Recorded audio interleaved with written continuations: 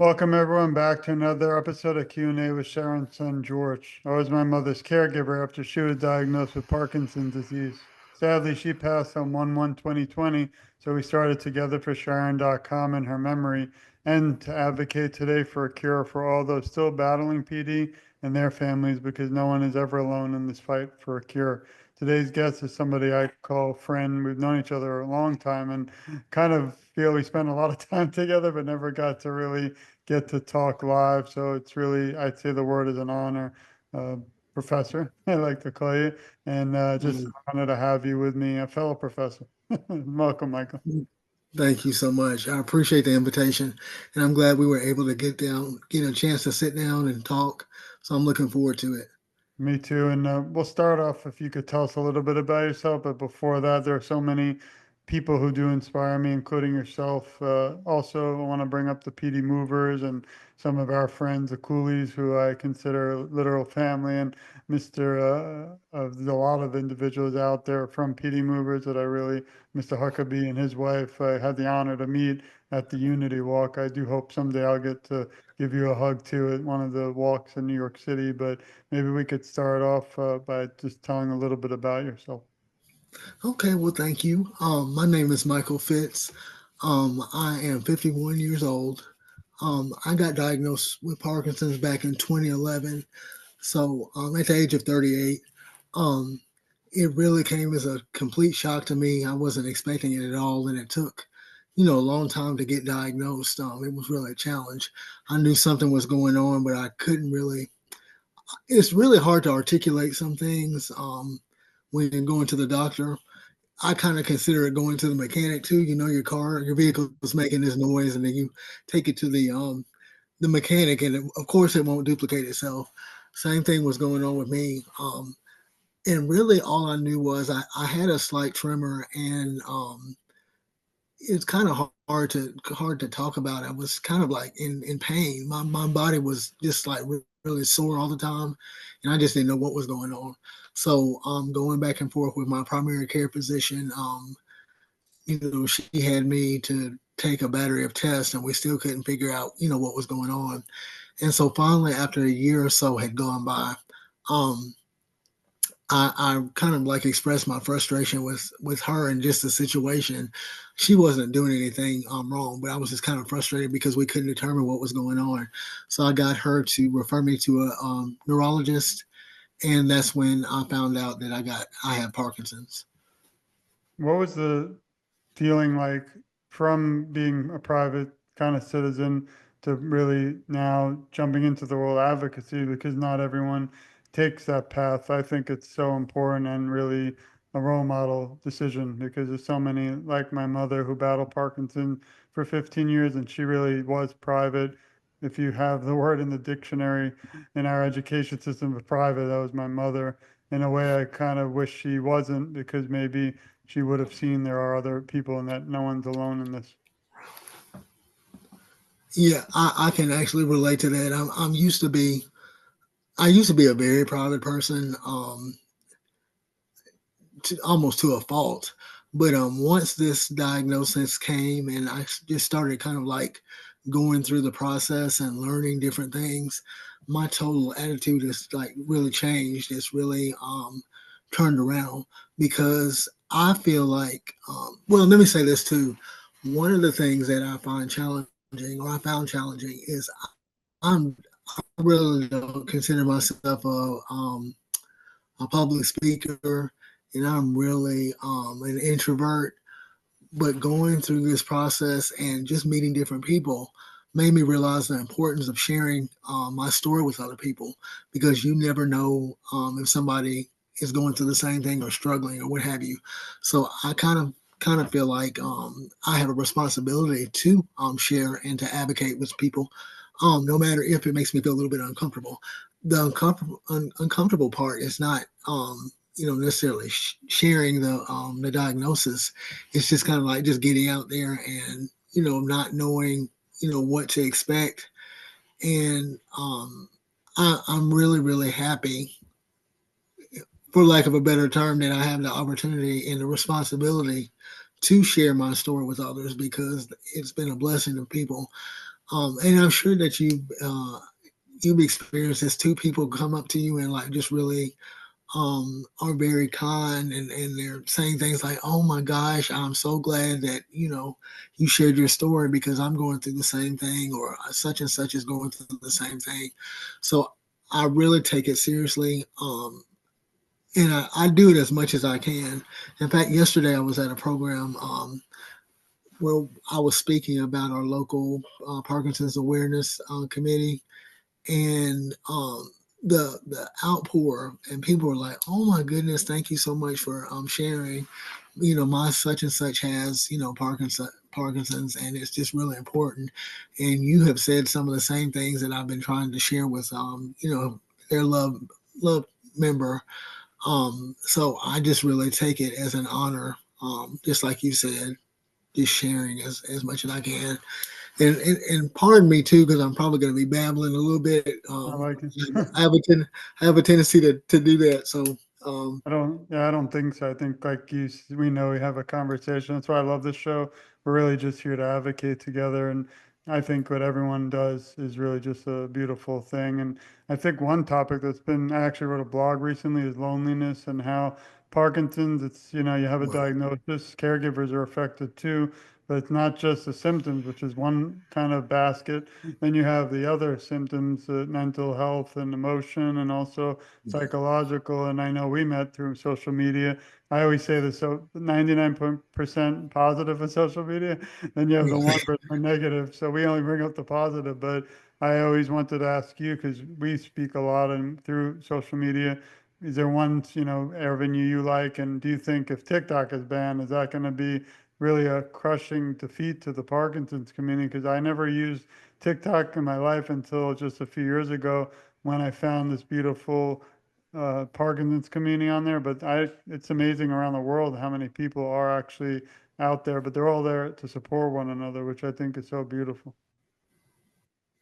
It is. And let me go back a little bit too. Please. I really, I actually saw you, in New York at the last Unity Oh, Walk, and I made the mistake of saying, "Well, let me wait," because you had a lot of people around you. I said, "Well, sorry. let me wait, and I'll go and I'll say something to them later."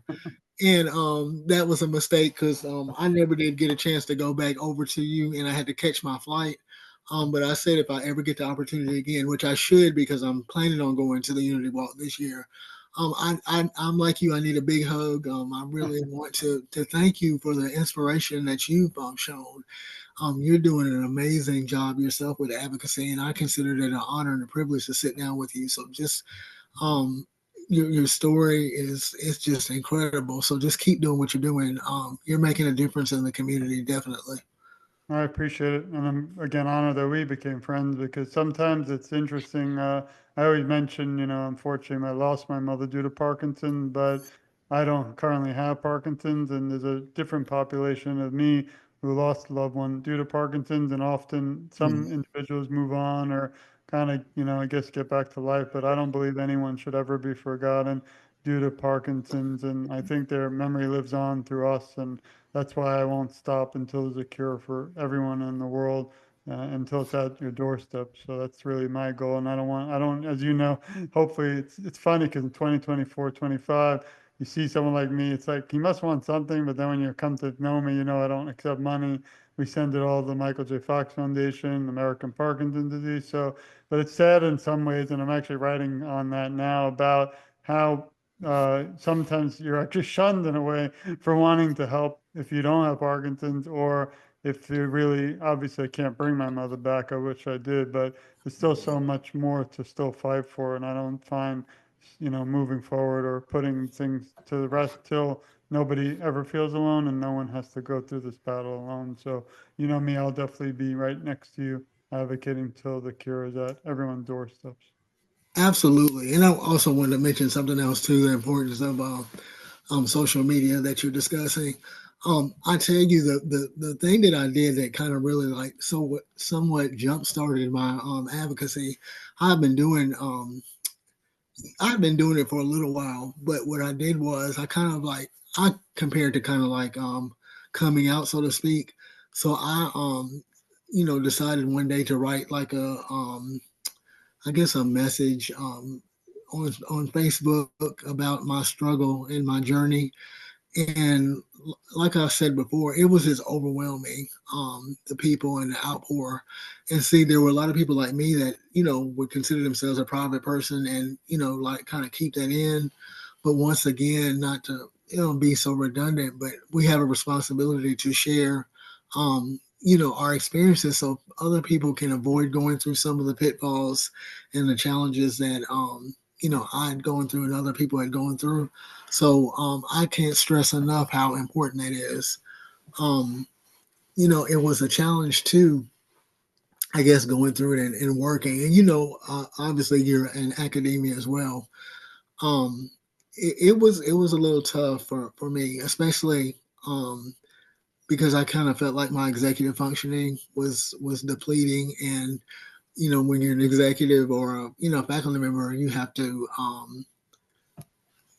there's a certain amount of responsibilities that you have, and the Parkinson's made it quite difficult, and challenging. So even after I got my diagnosis, I waited probably at least a year before I divulged it to my university because I really didn't want to. Well, one thing, you don't want people to feel sorry for you. That's something that I just really don't like because there's other people that are going through different things as just like we are. So you don't want to have a pity party. And I was good at having a pity party for myself. So another reason why I advocate as much as I do is if I'm focusing on somebody else and helping them to navigate that, I don't have time to feel sorry for myself. So that's one of the main reasons I do it as well. I feel that I have a responsibility to do it. So Thank you. And it's actually interesting in academics, you don't even think about the students too and their reactions. And right. I've actually, my biography as a professor, I list about together with Sharon, my mother. I get a lot of overwhelming, beautiful responses from students that kind of forgot I even put it in my bio because I'm a criminal justice professor. I have a PhD in criminal justice. I'm a police officer and lawyer. And a lot of the time, I'm thinking about law, but then all of a sudden that comes up and they say they actually have a loved one who has Parkinson's, and it's just a beautiful, thing to know that there are millions of students we're also affecting that are now becoming aware and also joining in this movement to fight and for a cure and fund research. So I think it's so many aspects. That's why I love these shows and kind of open my eyes every time I meet somebody. But, you don't think about the students, but they're represent our voice too and all that you do, and just beautiful and so much to talk about. Wanted to share a few things also to everybody listening. We'll add this to the notes so you can also review, but this is more on Michael. But one thing that we discussed just now is the Unity Walk, and that's put on, thankfully started again in a way after unfortunately COVID kind of struck. But Michael J. Fox Foundation, one of our favorite, your probably favorite organizations out there. We've had so many individuals, but you're a member of the Patient Council, and many of the people on there have been on the show, and also I consider family because you're representing so many. Maybe you could touch a little bit on how you got involved with the Michael J. Fox Foundation and anything else you'd like to also share. And please, again, go to the Michael J. Fox Foundation and donate and support all that, not just the professor here does, but everyone on the council.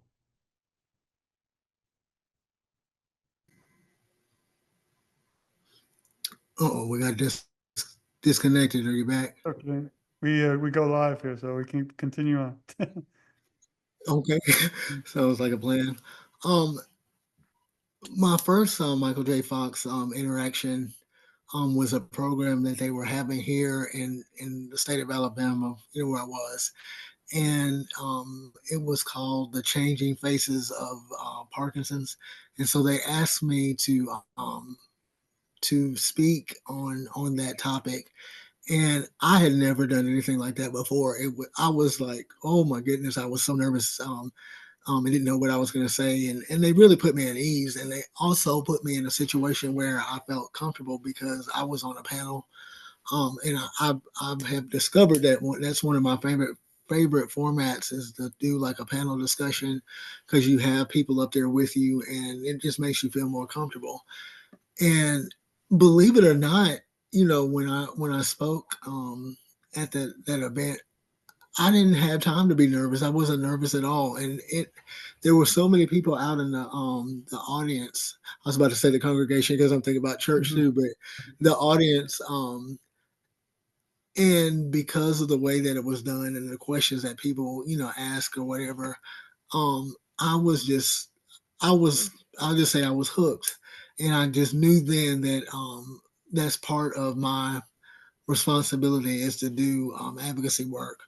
Um, so many people were coming up to me at the end and expressing their gratitude. And another thing that I think is important about the advocacy portion of what I do and I try to focus on is that's members in underrepresented communities. You just don't see you're seeing an increasing number now, but you really don't see a whole lot of individuals with color that are going through that or that have been diagnosed. So I really that's what I've been doing my focus on. I mean I have a responsibility to help everybody, but I also have that special um, I guess um, I keep saying responsibility, but it is a responsibility. But I just don't take that for granted, and that kind of like jump started. And like after that, I was able to do like a project. It's Parkinson's 360, and it talks about the different phases of Parkinson's as well. So that was like my first like major project that I did for the foundation. And I had an opportunity to fly out to California and we did a photo shoot to go along with the actual book. And so it's the book is available online as you'll see. And I'm also proud that later on, although I didn't have anything to do with it, I was proud later on that they actually have it in Spanish as well, which is something that I think is important to share too. Yeah, I think it's beautiful and amazing how many programs there are. But if we don't all, like today's important now, you just changed the whole show because now we can really advocate for 360 in this program that I actually wasn't aware of. So that's one of the big downfalls of a lot of advocacy. And that's what we're working on is making sure if we have these incredible platforms and individuals now getting it out, of course, to the world. So very important to also share that. Fortunately, now my internet is slow, but everyone can go to michaeljfox.org, Parkinson's-360, and again, I'll add that to the notes. And a lot of the things too you said are important to me. I was born in Brooklyn, New York, so been I think I went into the world of policing and law because I've seen victims of crime. A lot of Right. my work in my PhD, my dissertation was actually on aiding African American mothers who lost their loved one due to crime, specifically murder, West Palm Beach, Florida. So it's helping and bringing attention to the world of advocacy. Before Parkinson's was my life in the world of law enforcement, but then obviously shifted when my mother kind of battled and was losing her battle with Parkinson's to today advocating for a cure. But I agree, and that's why I really like to bring up PD movers a lot and share their resources and all that you do because it's really not just we're actually kind of hopefully targeting a specific population and inside that also the whole world. So it's so many different aspects, people and things that are being affected and did a lot of research, found a lot of beautiful things that you've done in your time. And being in academics is great too, because you do have a little bit more of a door that might open in publishing. And hopefully someday we'll write something together. But I Would do want love to. everyone, I recommend everyone please go again, support all that the professor does at Michael J. Fox Foundation. Tell everyone at the Patient Council we send our love and support and just so much important things to talk about. We will never have the time. At least I always say these shows can't end when the lights, camera, and paparazzi leave today. We still have to continue to share this because until the cure is at our door, can't end. I had a few little, not little, but a few more topics to maybe you could touch on that the show never has, which is important. and then maybe we could talk just about some fun things because some of these are Sure. tough. But I'm going to throw a few topics because we mentioned them before the show, but maybe things, and there's so many that, a lot of people, I have a blog on tackling tough topics because I think if you don't talk about tough situations, you'll never resolve them. And that's one thing I admire that you do bring up is things like depression, hallucinations, and delusions.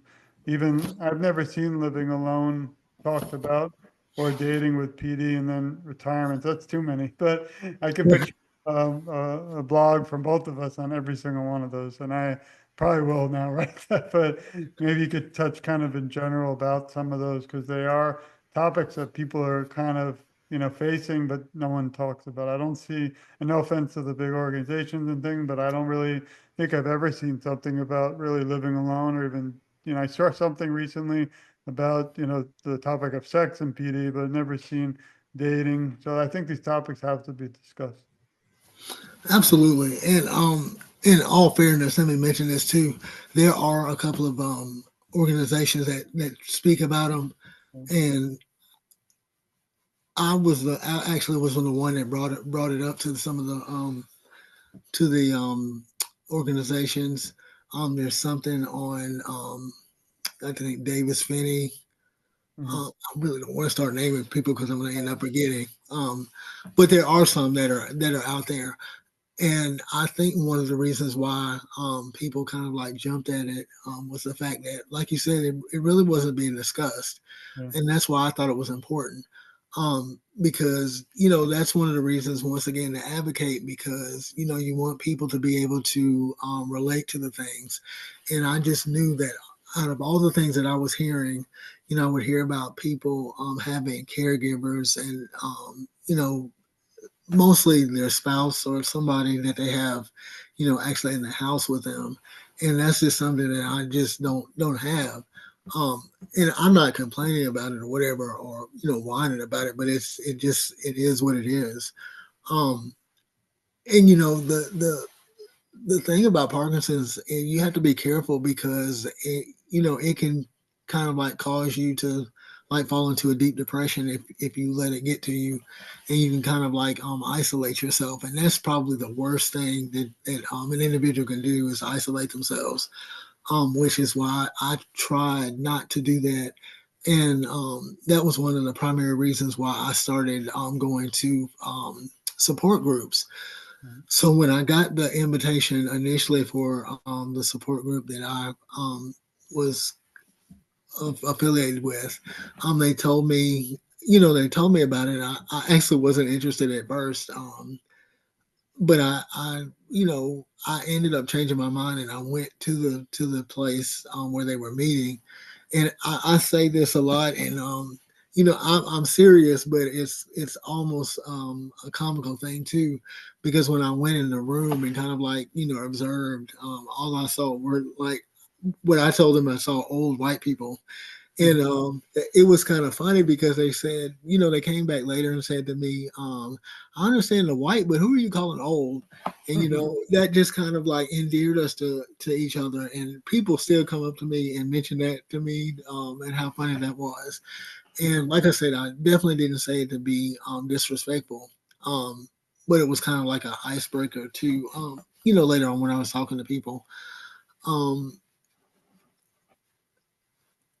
Yeah, it's amazing the misconception too that we are working to get rid of. We've been focusing more on females' issues and things so we can make sure individuals know it's just not the elderly male, white that might have been in the old early days, decades ago, but not today.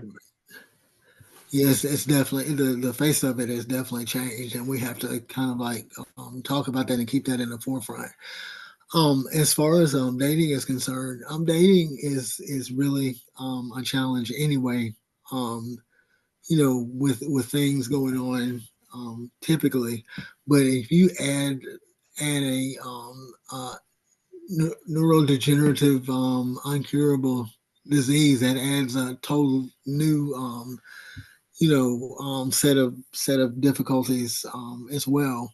So one of the main things that I have kind of struggled with is like when you're dating, it's like how soon do you tell the person that you're dealing with this, and because you don't want to overwhelm people and you don't want to scare people away, but then at the same time, I think that you have to, um, I guess, divulge that information because it's a life changer.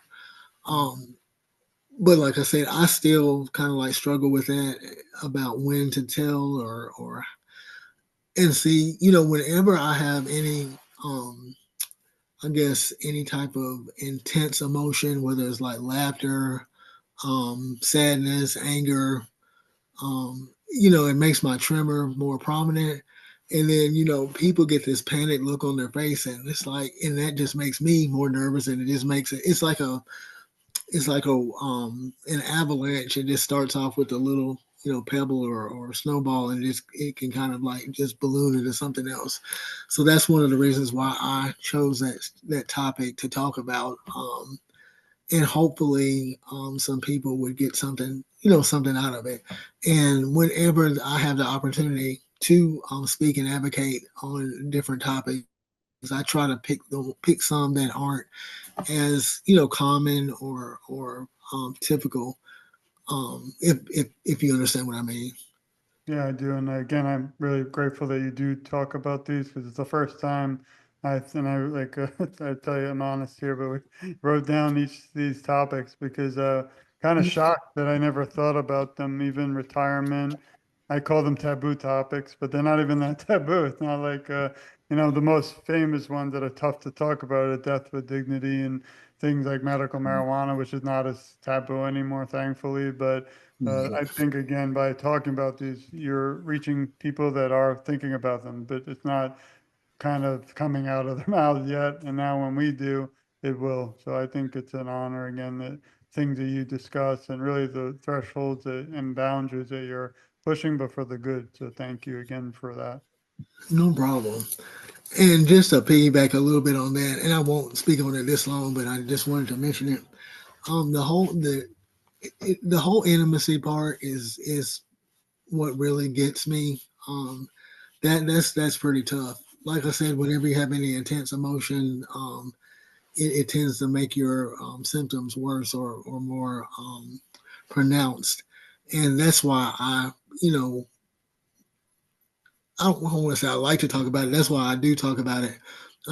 Because I was at a conference, I think it was last year, um, where we were talking about different topics, and I said that because I kind of felt like it was the what do you call it, the elephant in the room. Yeah. And when I brought it up, they just went up in applause. I wasn't expecting that, but I thought it was important that we talk about it. And I kind of felt like we were kind of like, beating around the bush. But I was glad that I was able to, bring that up. And we had a very robust conversation after that. And that's I kind of like to like stir the waters, when I can, especially if I find it, potentially helpful. Right. Um, so that's just another aspect of it. Thank you. Yeah, I mean, there's so many topics that we could talk for 20 hours and hopefully have a series someday on it. But I wanted to shift now to some of the lighter questions. Can you list three words that describe who you are? Oh Um, wow, okay. Sometimes these are tougher actually than that. Yeah, that is kind of tough, but I'm gonna do it. Open minded, caring, and optimistic. Thank you. And likely someone listening, unfortunately, might have just been diagnosed with Parkinson's. I was wondering if there's any advice that you could provide, even kind of looking back to a younger Michael, just finding out of the diagnosis. The thing that I would really, and I mentioned this before, but it bears mentioning again. Um, the importance of not isolating yourself, and to try to seek out, some type of assistance, as much as you can. I know it can be tough, but you know, getting connected with resources that could be helpful to you, I would definitely encourage people to do that. and also to seek out local assistance, whenever possible, because sometimes, and it's not a bad thing, no disrespect. Sometimes, outside of Michael J. Fox and the Michael J. Fox Foundation, some people don't necessarily, um, have access to that resource. And it can, depending on where you live, it can be a challenge of finding resources to kind of like get you jump started. But I think things have gotten a lot better, and there's some great practical things that are out there now. And then, like I said, using the tool like social media is important as well. And I think that's actually helping us, you know, spread the word and to get people connected with the resources that they need. So I agree. Before COVID, no one had podcasts. I wouldn't even been able to have a show. I always say I wish I had a show with my mother, but it wouldn't have been about Parkinson's. It just would have been about life. But we can't look back, and regret things. You have to keep looking forward. I was wondering right. who your hero and inspiration is. I'm sorry. Who is your hero and inspiration? Michael J. Fox is actually one of them. Not that I know him that well, but he just watching him and watching him go through the journey that he is currently going through, and just how brave he is. I also had a lot of respect for Muhammad Ali because he was having a definitely a challenging time, and because he is was a person of color, I could really kind of like um, feel for him and feel for what he'd gone through, and I just hope that somebody out there um, get something out of what I've said, or you know, this is actually a hard question. We don't want to put you on the spot. And no I always say problem. that this is the Oprah and Barbara Walters moment. Oh, and I love those. I've had several of those, and I've gotten better because Barbara Walters used to be infamous for making people cry, I and don't. We've had I, people I, cry, I have unfortunately. I have been. I'm not gonna say I was put on the spot. It was just some things that I never really thought about, and I'll just start crying. I've gotten a lot better, and I'm definitely not ashamed of showing No, my emotions. right. And that's definitely not a problem. But yeah, that's kind of funny. Barbara Walters and Well, Oprah Winfrey.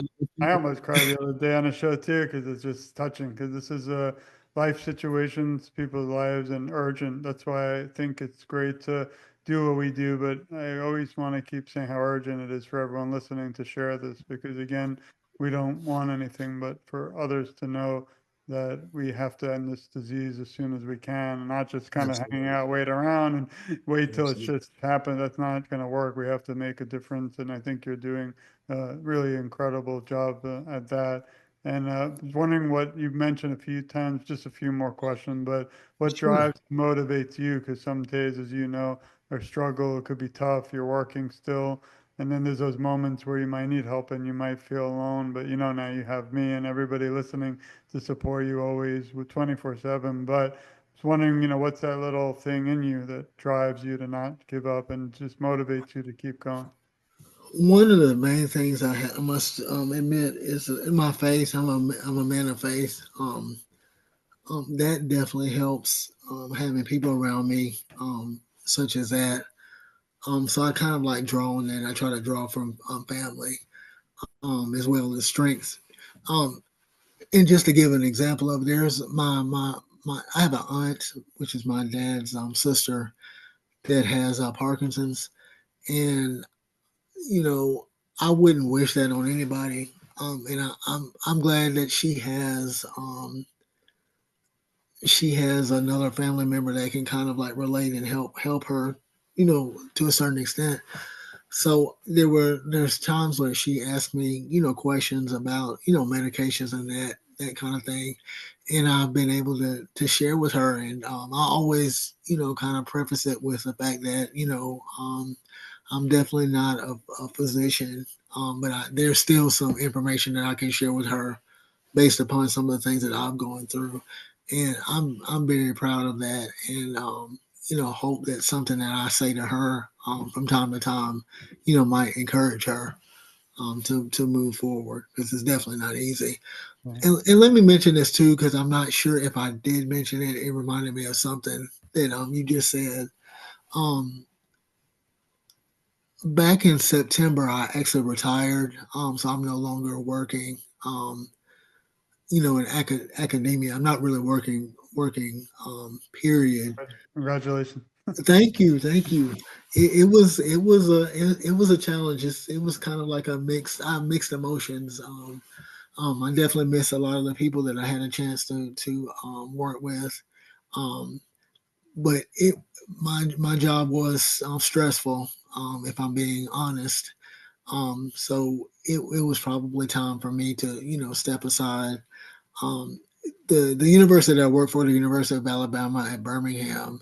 When I came, they had this program where you could retire after 25 years, and I made it through my 25 years. In fact, I was working there close to 30 years. So I'm definitely proud that I was able to work as long as I did. And I'm also looking for additional opportunities now that I can kind of like focus more on the advocacy part. So I'm really thankful that I'm able to do that because I still have relationships, and relationships are so important. And they can really get your foot in the door as far as like advocacy and help individuals because I still have the opportunity to work with some of the medical students in helping them diagnose people with Parkinson's because that it's not really a definitive test. There's that DAT scan machine, but there's really still not a definitive test. So I'm able to go in and talk to medical students, and I also work with physical therapy students as well. So I'm definitely grateful for those opportunities that I still have. So I'm hoping that I'll be able to advocate more, and I have. Right before we got on the air, the person that's over our um, Parkinson's Association of Alabama, she called me because there's a program that I was going to go to tomorrow, but it got canceled. I'm sure because of the inclement weather. But I'm just so pleased that I'm able to go out and advocate more. If there's one good thing I can say about retirement, that's been my favorite part. Yeah, and the nice thing is, even with just today's show, this will live on, I hope, forever, and we'll share it. And if anyone is interested in having a professor speak, please reach out to him or me, and I'll send you to him. So, just had one final question. I don't like saying final. One more question for today. We'll say to be continued. But if you were asked to write a script to a movie about your life story, what would you call it, and what actor would play your role? Oh man, that's cool. Wow.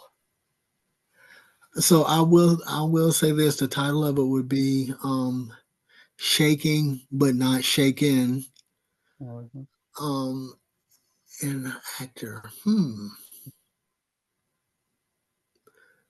The tough topic question. I was gonna say I was gonna probably say the typical answer that a lot of people of color would say. They would probably say Denzel Washington. I knew So you. I'll, He's my favorite. so I would say I'll just Denzel say for me. Denzel. What are you talking about? I would say Denzel for me. I love it. I love it. Hey, that works. That definitely works. Oh man, that is a Well, great question. well, I really appreciate your time. And No again, like problem. I said, even after today, this doesn't end. We have to continue to advocate. We have to support you and everyone listening. We are and have to be, I think, a family in this fight for a cure. I Absolutely. do have a message for you, Michael, and everyone listening. We love you. We support you. We care a lot about you, and you're never alone. I, along with Professor, will advocate for you, and I feel together our voices are so much stronger. And I always end with I'm just getting started because even though I'm not. I've been doing this. Unfortunately, it's been 5 years. It goes quickly. But when I'm sitting here, I think you might know I had surgery recently again. I'm in a giant boot, but we don't cancel, we don't stop because Parkinson's disease doesn't stop. So I live Absolutely. by the motto and mantra really that we can't stop. We have to uh, bring closer the research we didn't get to talk a lot about, but even participating, go to your local, organization, participate in research and really just work together, reach out to the professor. He's an honor to call friend, family. And I do Mhm. hope to see you at the next Unity Walk and all of you too listening. So I just want to give another virtual hug and thank you, Professor, for joining us today. It means the world. You are so kind. I mean, you can just call me Michael. Yeah, I've been called things too. If you say police or you never know. Thanks. I love it. I love it. Well, thank you so much. And I just wanted to just reiterate your spirit. You're so kind, and in the work that you're doing, you're amazing. I don't think you realize how amazing that you are. So you definitely keep up doing what you're doing. You I'm just so proud of you and proud of the work that you've done too. And I definitely consider you family as well. And they know on the patient council of Michael J. Fox, I'm always calling them my family, because in fact, Jimmy Choi, I consider him my brother. We call each other brothers from another mother. So he's a great guy, and everybody on the foundation at the foundation are fantastic. So keep doing what you're doing, and if there's anything I can ever do in the future to help out, just let me know. I'm there. I appreciate it. And we send our love to Mr. Jimmy and to everybody out there. I had the honor to meet him. He's a great person. He Love to is. have him on the show sometime. And we've had some incredible guests too from the council, and they all mean the world to us, just like you. And just want to thank you again, and also thank everyone listening. This has been another episode of Q&A with Sharon's son George. But like I said, when we hit the button today to kind of resolve just today, it doesn't mean this is over. We have to continue to share this show. We have to have Michael speak at your local or even virtually, because now he's retired. He's got a little more time, but for a very good cause and a great reason that I support 110% if there is. So again, thank you, Michael, and thank you everyone for listening, sending our love and support, and please stay tuned. We have so much more to come. Thanks, everyone. Thank you.